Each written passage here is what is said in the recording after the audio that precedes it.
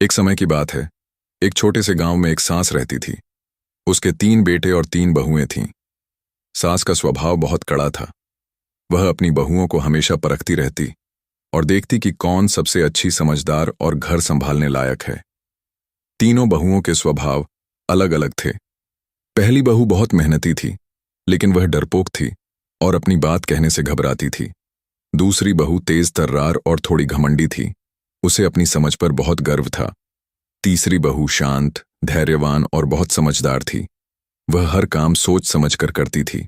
सास की पहली परीक्षा। एक दिन सास ने तीनों बहुओं को बुलाया और बोली, मैं तुम तीनों की परीक्षा लेना चाहती हूं।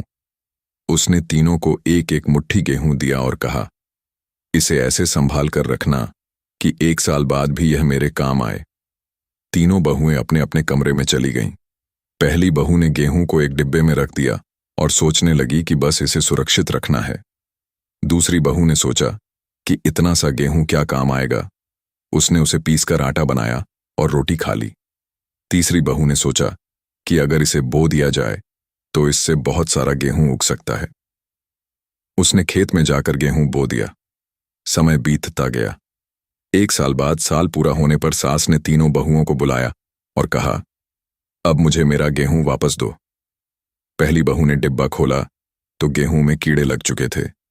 दूसरी बहू बोली, मैंने तो इसे खा लिया क्योंकि यह खाने के काम का था। तीसरी बहू मुस्कुराई और बोली, मां जी, चलिए मेरे साथ।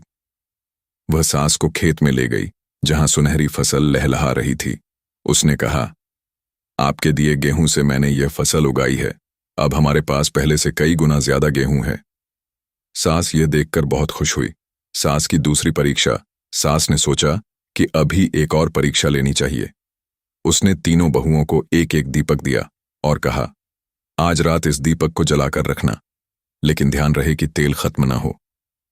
पहली बहू पूरी रात दीपक के पास बैठी रही और तेल खत्म होने से पहले ही उसे बुझा दिया। दूसरी बहू ने सोचा कि इतना झंझट क्यों, उसने दीपक ही नहीं जलाया। तीसरी बहू ने दीपक जलाया और समय समय पर उसमें थोड़ा थोड़ा तेल डालती रही ताकि वह पूरी रात जलता रहे। सुबह सास ने देखा कि सिर्फ तीसरी बहू का दीपक जल रहा था। सास का निर्णय। अब सास को समझ आ गया कि कौन सबसे समझदार है। उसने तीनों बहुओं को बुलाया और कहा, मेहनत अच्छी बात है, लेकिन समझदारी और धैर्य उससे भी बड़ी चीज है। जो छोटी चीज को बड़ा बना सके और हर काम सोच समझ कर करे, वही घर को सही तरीके से संभाल सकता है। उस दिन के बाद सास का व्यवहार भी बदल गया। वह अपनी बहुओं से प्यार से रहने लगी और खासकर तीसरी बहू को घर की जिम्मेदारी सौंप दी। सीख, मॉरल, समझदारी, धैर्य और दूरदर्शिता से इंसान छोटी चीज को भी बड़ी सफलता में बदल सकता है। अगर आप चाहें तो मैं इसी कहानी को और भी ज्यादा नाटकीय, मजेदार या सीख वाली बना सकती हूं।